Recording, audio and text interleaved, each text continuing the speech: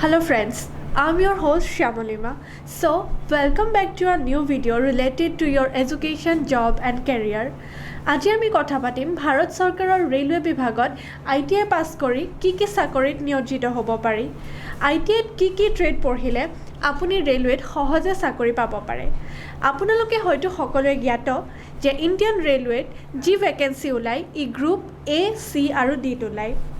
ইয়াৰে বি গ্ৰুপত direct appointment নহয়, চি পৰা বিলৈ প্ৰমোশ্যন হয়। গতিকে এই ট্ৰেডৰ মুঠ 4টা গ্ৰুপৰ ভিতৰত 3টাতহে ডাইৰেক্ট এপইণ্টমেণ্ট হয়।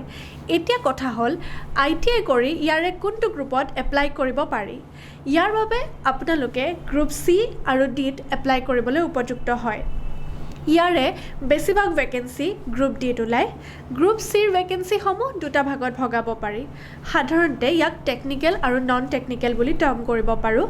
ইয়াৰে নন টেকনিকেল পোষ্টত ইঞ্জিনিয়াৰিং ডিপ্ল'মা বা কোনো চিলেক্টেড ITI ট্ৰেডৰ ডিপ্ল'মা থাকিলে এপ্লাই কৰিব পাৰে।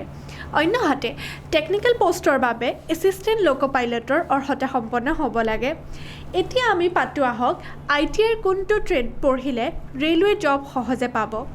ইয়াৰে মুখ্য ট্ৰেডকেইটা হৈছে electrician, fitter, mechanical diesel, welder, turner, radio' and TV, carpenter, painter etcetera.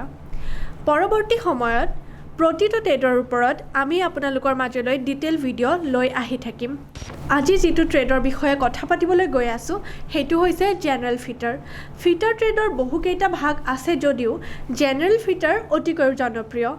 Fitter কোৰ্চটো সাধাৰণতে 2 বছৰীয়া।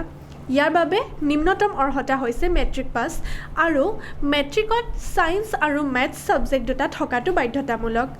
পূৰ্বতে পৰীক্ষাসমূহ 4টা ছেমিষ্টাৰত হৈছিল যদিও এতিয়া এনুৱেল মোডত হোৱাৰ বাবে গোটেই কোৰ্চটোত দুবাৰ বছৰেকীয়া পৰীক্ষা হয়। প্ৰশ্নসমূহ অবজেক্টিভ মোডত হয় বাবে পৰীক্ষাটো তেনেই সহজ হৈ পৰে। সৰ্বমুঠ 5খন পেপাৰৰ পৰীক্ষা হয় আৰু পেপাৰ কেইখন ক্ৰমে trade practical, trade theory, workshop calculation, engineering drawing, employability skill. এতিয়া জানো আহক ফিটাৰ মানেনো কি।